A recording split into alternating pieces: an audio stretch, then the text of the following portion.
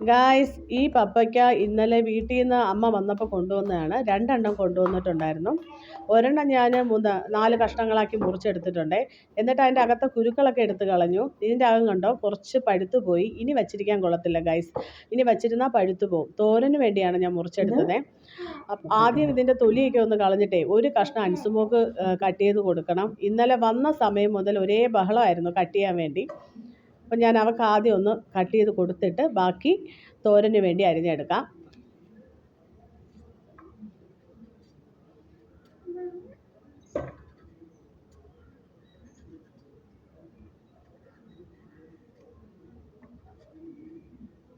അൻസുന് ഇന്ന് ബ്രേക്ക്ഫാസ്റ്റിന് ഓംപ്ലേറ്റ് ആണ് കേട്ടോ ഉണ്ടാക്കിയത്.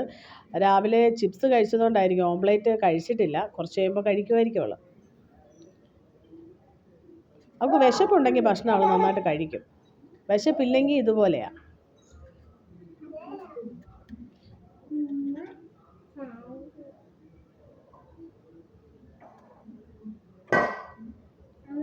അങ്ങനെ ഒരെണ്ണത്തിൻ്റെ തൊലി കളഞ്ഞു.